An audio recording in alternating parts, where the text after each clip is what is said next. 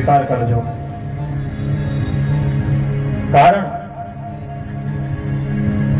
સદભાગ્ય જન્માંતરે ભવેત પુણ્યમ દદા ભાગવતમ લભે. જન્મ જન્મના જ્યારે પુણ્ય થતા હોય ને ત્યારે આવું ભાગવત જ્ઞાન યજ્ઞનું આયોજન થતું હોય, શ્રવણ મળતું હોય. અને આવા ભાગવત જ્ઞાન યજ્ઞના નિમિત્ત આ સોલંકી પરિવારને બનાવ્યા છે.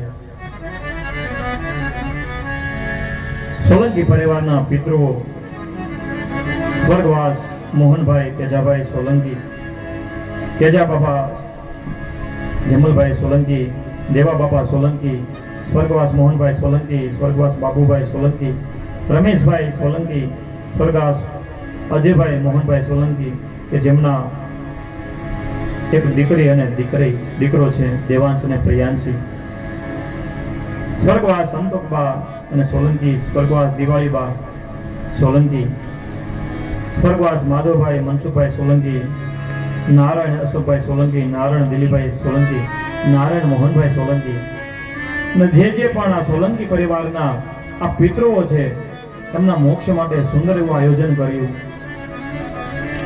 અને પોતાનું પણ કલ્યાણ થાય. ખાલી મૃત્યુ આપનારને પણ મુક્તિ આપે છે એવું નથી ભાગવત, આપણને પણ મુક્તિ આપે છે. સોલંકી પરિવારના બંને ભાઈઓ અશોકભાઈ, સુરેશભાઈ, તેમની ધર્મપત્નીઓ અશોકભાઈની દીકરી આશા, નેહા, હર્ષિદા, અંજલિ, આનંદી, જ્યોતિ, એ સંપૂર્ણ પરિવાર એ ભગવાન ભાગવત જ્ઞાન યજ્ઞના જે પણ તનથી, મનથી અને ધનથી શક્તિ પ્રમાણે પોતાનું એ દાન આપી અને ભાગવત જ્ઞાન યજ્ઞનું આપણને, મને વક્તા તરીકે, તમને શ્રોતા તરીકે નિમિત્ત બનાવ્યા. યજમાન પણ નારાયણ હોય ભગવાન, વક્તા પણ ભગવાન હોય અને શ્રોતા પણ ભગવાન, અંતે ભગવાનનું જ સ્વરૂપ હોય છે. ત્યારે આપણે બધાને નિમિત્ત બનાવી ભગવાન આપણા બધાનો ભાવ, આપણો આ સત્કર્મ રૂપી પુણ્ય એ ભગવાન સ્વીકારી રહ્યા છે. અને ભગવાન શું કહે? મુજ દ્વારેથી ઓ પંખીડા હસતા મુખડે જાજો રે,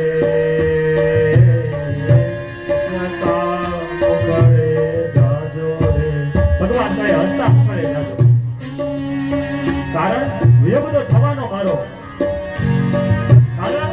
ભગવાન કહે મેં તો તમને અમૃત પાયું, હવેથી અમૃત નહીં મળે. હસતા મુખડે જાજો અને મને હૃદય કરજો, તો તમારી સાથે જ છું. ભગવાન કહે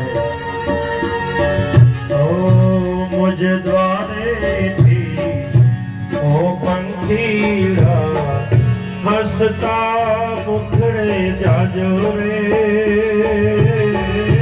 હસતા મુખડે જાજો રે. વિદાય કાલે ઓ પંખીડા ગીત મધુરા ગાજો રે, ગીત મધુરા ગાજો રે.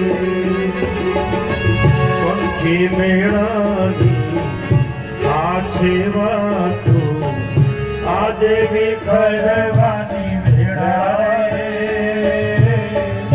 આજે વિખરવાની વેળા રે. ભગવાન કહે આ તો પંખી મેળાની વાત છે. પ્રકૃતિ રૂપી પંખી, શરીર રૂપી પંખી અત્યારે આપણે સ્વરૂપે બિરાજમાન છે, પણ અંતરાત્મા આપણા ભગવાન આપણા અંદર જ છે. માટે આ મેળો છે એમાં તો છૂટવું જ પડશે. કાલે અહીંયા નહીં હોય ભાગવત ભગવાન. ભગવાન આપણને કહે પંખી મેળાની આ છે વાતો આજે વિખરવાની વેળા રે, આજે વિખરવાની વેળા રે. કોણ જ્યારે ત્યારે પાછા મળશું સાથ સંગાથે રે,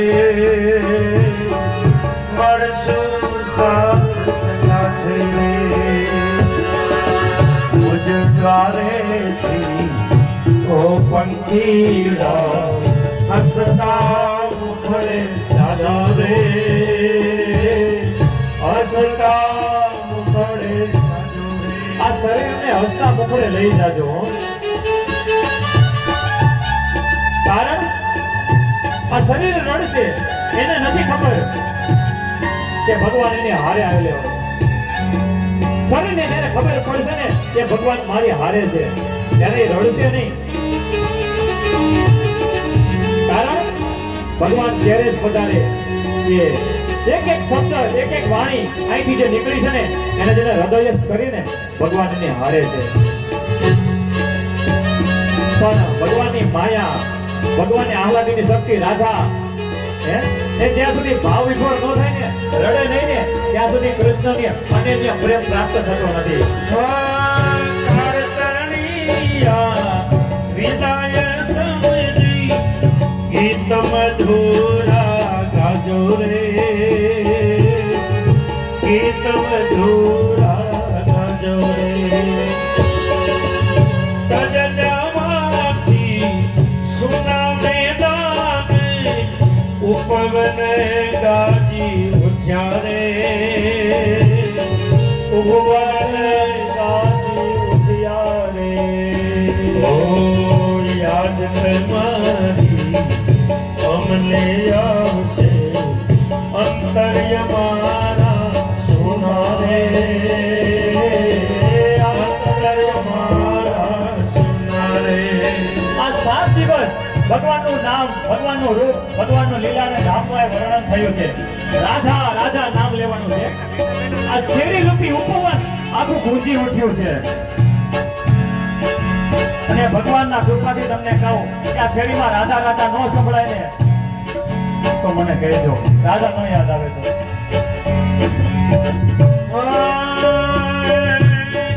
યાદ તમારી અમને આવશે અંતર્ય મારા સોના રે અંતર્ય મારા સોના રે. હૈયા કેરી દાળે દાળે સુંદર ફૂલડા ખીલ્યા રે સુંદર ફૂલડા ખીલ્યા રે. ભગવાનના વેણુનાદથી જ્યારે ગોપીઓ મોહિત થઈ હતી ને, હે કેવી મોહિત થઈ હતી? ભૂલાય નહીં હો, જરા પણ ભૂલાય નહીં. ભગવાન હોય કે ન હોય, એવો ને એવો પ્રેમ, એવો ને એવો પ્રેમ. માટે ગોપી બની જાજો. 7 દિવસ પછી આ પૂર્ણ થયું છે, આજે અંતિમ દિવસ. ગોપી બની જાજો. ભગવાન પછી ગયા નથી હો. એકવાર કુરુક્ષેત્રના મેદાનમાં યુદ્ધ સમયે ચંદ્રગ્રહણ સમયે મળ્યા હતા, મળ્યા નથી, પણ કૃષ્ણના નામથી એ તરી ગયા હતા. આપણે એ પ્રમાણે કરવું પડશે. કારણ सबसे ऊंची प्रेम सगाई वाणी स्तंभी साजो रे वाणी स्तंभी साजो रे. अज्ञानीओ क्यांथी समझे मस्तर दुने भेड़ा रे मस्ती दुने